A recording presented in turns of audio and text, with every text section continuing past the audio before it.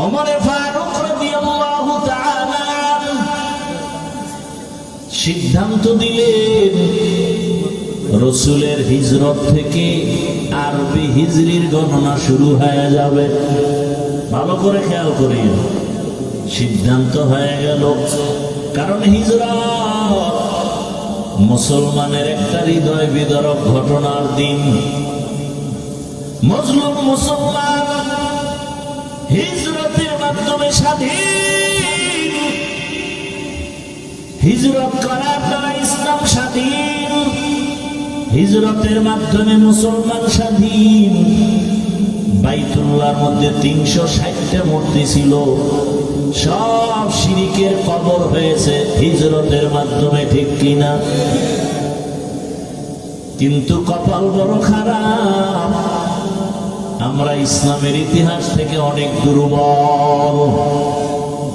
তো যাও সুন্নতে আহমদ কুজা বা মোহাম্মদ কে বুয়দ নিসবত রা।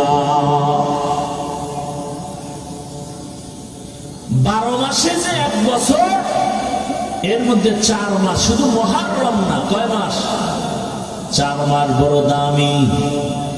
দয়াময় রব্বুল আলামিন এই সিদ্ধান্ত করে ফেলেছেন আসমান জমিন সৃষ্টির দিন। কয় মাস দামি? তুলনামূলক সব মাস দামি। এর মধ্যে কয় মাস? রজব, জিলকদা, যুলহিজ্জা, মুহররম, এই 4 মাস বড় দামি। মুহররম মুআজ্জম, দামি মাস। এই মাস বড় সম্মানিত, বিধর্মীরাও সম্মান করে, মুসলমানেরাও সম্মান করে। আসমান জমিন সৃষ্টি থেকেই মুহররমের দাম, রজবের দাম, মুহররমের সম্মান। ভালো করে মনে রাখবেন। কিন্তু আজ কিছু কথা আমাদের বলা দরকার, ইমানি দায়িত্ব। মুহররম আসলেই আশুরা পালনের নামে তালবাহানা চলে। একদল আবেগীরা মিছিল নিয়ে নামে হায় হোসেন বলিয়া, ঠিক নেই? রাসূলের ইন্তেকালে বহু বছর পরে ইরাকের অন্তর্গত কারবালার প্রান্তরে হুসাইন রাদিয়াল্লাহু তাআলা আনহু শাহাদাতের ঘটনা হয়েছে। মুহররমের 10 তারিখ ফজরের নামাজ থেকে যুদ্ধ শুরু। ইতিহাস অনেক বড়, আপনারা অনেকেই জানেন। হুসাইন রাদিয়াল্লাহু তাআলা আনহু ইয়াজিদের কবল থেকে মুসলমানকে নিরাপদে নেওয়ার জন্য চলে গেছিলেন। ওদিন তিনি শাহাদাত বরণ করলেন, তার সাথে আরো প্রায় 70 জনের উপরে শহীদ হয়ে গেলেন এই 10 তারিখ। এখন কি এই ঘটনা ঘটছে রাসূলের ইন্তেকালে 61 হিজরিতে। কত হিজরি? রাসূলের হিজরতের 61 বছরের মাথায়। তাহলে কারবালার ঘটনা কারণে কি মুহররমের দাম?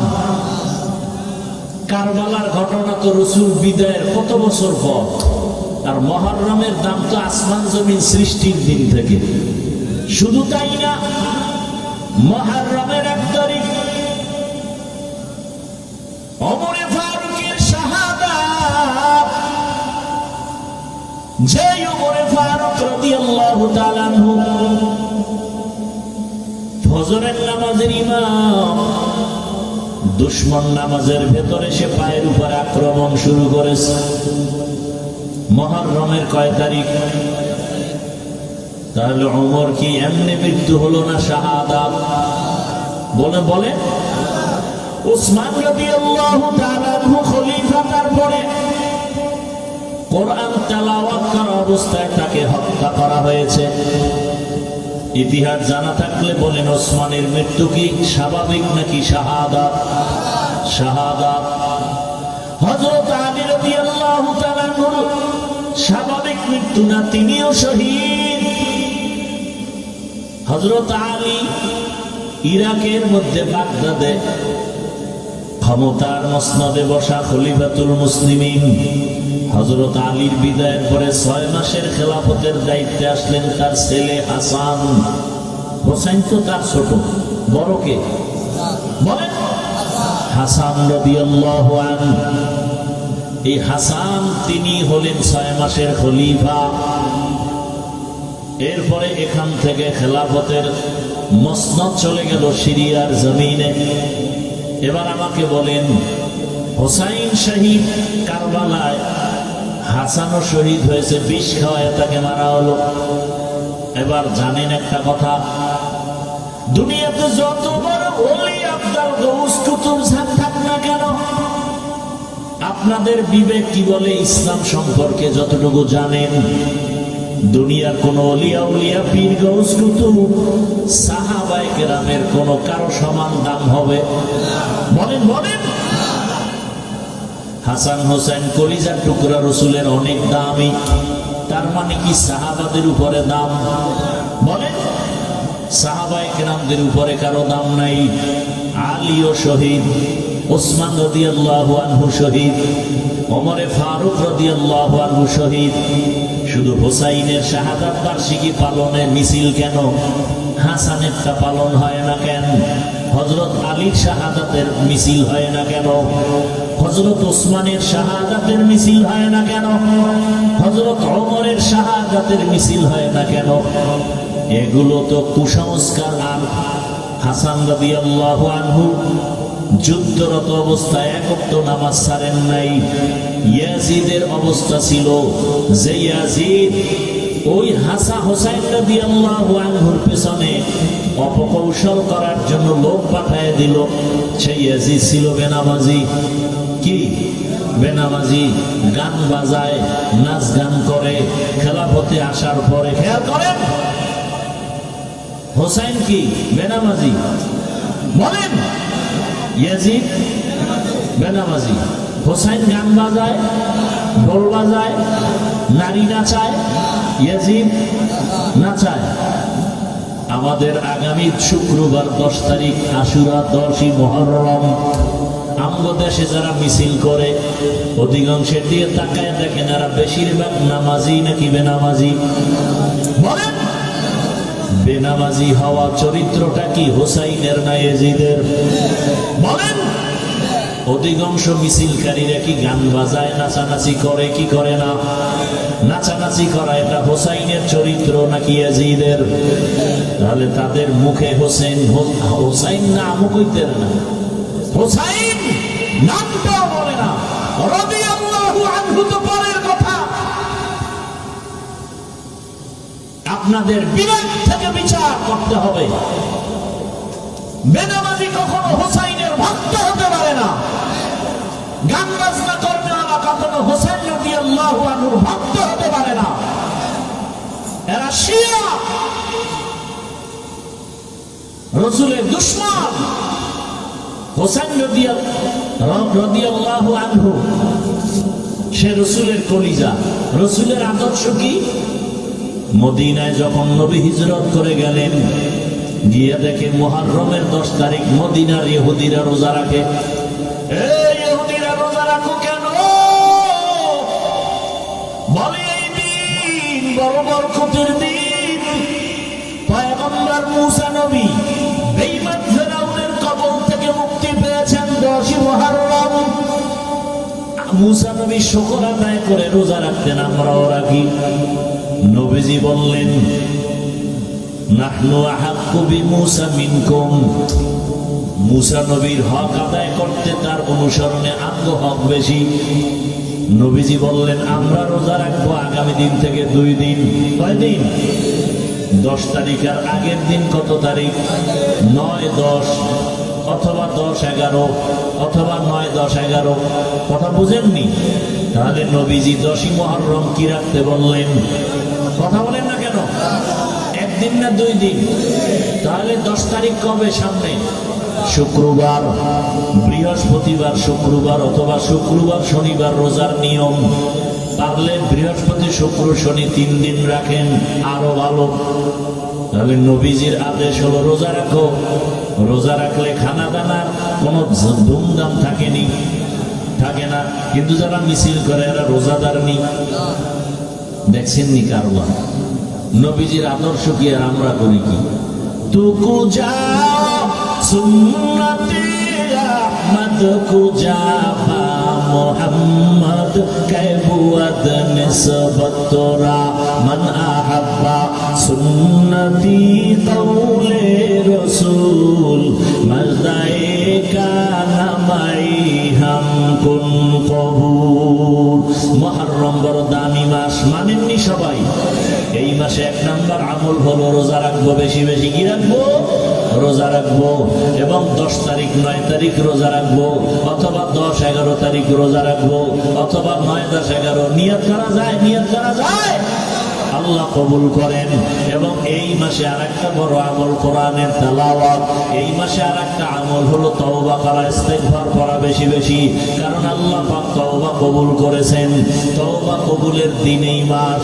ও আল্লাহর বান্দারা, বিভিন্ন বর্ণনায় পাওয়া যায় এই মুহররমের মধ্যে আল্লাহ পাক আদম নবীর তওবা কবুল করেছেন। অতএব তওবা করো। পিছনের যত গুনাহ 1 বছরে হয়েছে, নতুন বছর পাইছি, আল্লাহ আর গুনাহ করব না। যদি তওবা খাঁটি অন্তরে করা যায়, সামনে 1 বছর আল্লাহ আমাদের তওবার উপরে রাখবে। মুহররম পাইছি, আমল কি? 1 নাম্বার আমল কি? রোজা রাখবো। 2 নাম্বার আমল কোরআন তেলাওয়াত। 3 নাম্বার আমল বেশি বেশি কি পড়া? ইস্তিগফার। আস্তাগফিরুল্লাহ, আস্তাগফিরুল্লাহ, আস্তাগফিরুল্লাহ। ও আমার যুবক বাবারা, ও বৃদ্ধ বাবাজি, ও পর্দার আড়ালের মা বোনেরা, কয়দিন মুহররম আসছে, কই কোরআন তেলাওয়াতের আমল কোথায়? ইস্তিগফার তওবার খবর কই? সবাই এখন মোবাইল নিয়ে টেলিভিশনে খেলা দেখে। যেই খেলা দেখলে কবিরা গুনাহ হয়। কি গুনাহ হয়? কবিরা গুনাহ হয়। ব্রাজিল আর্জেন্টিনা জিতলে ওরা মেডেল পাবে, ওরা পুরস্কার পাবে, টাকা পাবে, পাবে না? বাংলাদেশিরা পতাকা টানায় কয় টাকা পাবে? পাবে সম্মান, পাবে পুরস্কার। বড় অনেকে কিলেকিলি করে মরেও গেছে, মরেও যাবে, কথা ঠিক নেই? আর দুঃখ, কালেমার পতাকা ফালাইয়া আর্জেন্টিনা ব্রাজিলের পতাকা টানাও। ওরে মুসলমান, কপালে দুর্গতি, কালেমার পতাকা থাকবে না, এ জমিনে শান্তিও থাকবে না। এখনো সময় আছে, তওবা করে নাও। ওই খেলা যতবার দেখবা, প্রত্যেকটা নজরে নজরে কবিরা গুনাহ। 1 বার চোখের পলক দিয়ে দেখবা 1টা কবিরা গুনাহ, 2 বার চোখের পলক দিয়ে দেখবা 2টা কবিরা গুনাহ। না সগীরা গুনাহ? কবিরা গুনাহ। আল্লাহ হেদায়েত দান করুন। ও আমার যুবক বাবারা, তোমার মতো কত যুবক আছে এখনো এই সমস্ত গুনার পেছনে দৌড়ায় না। এরা 5 ওয়াক্ত নামাজ পড়ে, ওলামায়ে কেরামের কথা মতো চলে, কোরআন তেলাওয়াত শিখে। ও মুরব্বীরা, মসজিদে মসজিদে কোরআন তেলাওয়াত শেখানো হয়। তওবা করেন, কোরআন শিখেন, আল্লাহর কাছে তওবা করেন। সন্তানটা আল্লাহ দান করছেন, আদর্শ সন্তান রেখে যান। ও পর্দার আড়ালের মা বোনেরা, আপনার মতো কত মা বোন পর্দাওয়ালা আছে, আপনি বেপর্দার কতদিন চলবেন? এখনো সময় আছে, তওবা করে নেন। আর বেপর্দায় চলবেন না, স্বামীর মাল নষ্ট করবেন না। সন্তানটাকে কোরআন পড়ানেওয়ালা আদর্শ নামাজি বানায় যাবেন। ডাক্তার হলেও যেন নামাজ ছেড়ে না দেয়, ইঞ্জিনিয়ার হলেও যেন কোরআন তেলাওয়াত নামাজ ছেড়ে না দেয়। ও মা বোনেরা, আপনার মতো কত মা পর্দাওয়ালা আছে, আপনার মতো কত মা এখনো স্বামীর মাল হেফাজত করে, মোবাইলে সময় নষ্ট করে না। আরে আম্মা জানেন, আপনারা কেন পারবেন না? ও যুবক বাবা, তোমার মতো কত যুবক রাস্তায় গাড়ি চালায়, নামাজ ছাড়ে না, বলো তুমি পারো না কেন? তোমার মতো যুবক স্কুল কলেজে লেখাপড়া করে, নামাজ পড়ে, তুমি পারো না কেন? তোমার মতো যুবক গুনাহ করে না, মোবাইলে সময় নষ্ট করে না, অনেক যুবক আছে, তুমি পারো না কেন? র্যাব, আর্মি, পুলিশ, বিডিআরের চাকরি করে, নামাজি দাড়িওয়ালা, তুমি পারো না কেন? ওসিডিসি, এসপি আছে, 5 ওয়াক্ত নামাজি, তুমি পারো না কেন? ও বৃদ্ধ বাবাজি, আপনার মতো কত বুড়ারা 5 5 ওয়াক্ত নামাজ পড়ে মসজিদে কোরআন শিখে আপনি পারেন না কেন? তওবা করে নেন আল্লাহর কাছে। মুহররম পাইছি, আগামী মুহররম পাওয়ার গ্যারান্টি নাই। আজকে থেকে তওবা করে নেন, আল্লাহর কাছে কি নিয়ে যাব? জীবনের গুনাহ নিয়ে যদি কবরে শুয়েই পড়ে, ওই কবর আপনার জন্য জাহান্নামের গর্ত হয়ে যাবে। দুনিয়াতে একটা সেকেন্ডের জন্য গরম সহ্য করা যায় না, এসিও পর্যন্ত ঠান্ডা দিতে ব্যর্থ হয়ে যায়। গুনাহগারের জন্য জাহান্নামের গরম বড় ভয়ঙ্কর। এখনো সময় আছে, তওবা করে নেন। আমার নবীর সুপারিশ কোনো বেনামাজি পাবে না, কোনো সুদখোর পাবে না, কোনো ঘুষখোর পাবে না। অতএব যারা সুদের সাথে ঘুষের সাথে জড়িত, এখনো তওবা করে ফিরে যাও, আল্লাহর কাছে তওবা করো আর বলো, ও দয়ার মালিক, জীবনে বহু গুনাহ করেছি, আর করব না। নামাজ ছাড়বো না, দাড়ি কাটবো না, বেপরদায় চলবো না, মোবাইলে সময় নষ্ট করব না। মা বাবার দোয়া নিয়া, শিক্ষকের দোয়া নিয়া, ওলামায়ে কেরামের দোয়া পরামর্শ নিয়া নবীর আদর্শ মেনে চলবো। খাঁটি অন্তরে তওবা যদি করা যায়, আল্লাহ জীবনের গুনাহ মাফ করবেন। ও আল্লাহ, আমাদের সবাইকে তওবাওয়ালা জীবন দান করেন, আমিন। আলহামদুলিল্লাহি রাব্বিল আলামিন, ওয়াসসালাতু ওয়াসসালামু আলা সাইয়্যিদিল আমবিয়াই ওয়াল মুরসালিন ওয়া আলা আলিহি ওয়া আসহাবিহি আজমাইন। ইয়া আরহামার রাহিমিন, ইয়া আরহামার রাহিমিন, ইয়া আরহামার রাহিমিন। রব্বিরহামহুমা কামা রব্বায়ানি সগীরা। আল্লাহুম্মা ইন্নাকা আফুউন কারীম তুহিব্বুল আফওয়া ফা'ফু আন্না। আল্লাহুম্মা ইন্না নাউযু বিকা মিনাল বারাসি ওয়াল জুনুনি ওয়াল জুযামি ওয়া সাইয়্যিল আসকাম।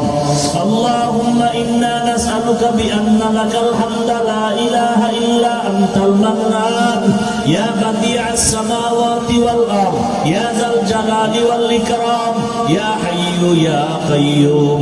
আল্লাহুম্মা রাব্বান নাস আযহিবিল বা'সা ইশফি আনতা শাফি লা শিফাআ ইল্লা শিফাউক শিফাআন লা ইউগাদিরু সাকামা। আল্লাহুম্মা ইন্না নাসআলুকা ইলমান নাফিআ ওয়া রিজকান ওয়াসিআ ওয়া শিফাআন মিন কুল্লি দা। ربنا لا تزغ قلوبنا بعد إذ هديتنا وهب لنا من لدنك رحمة إنك أنت الوهاب.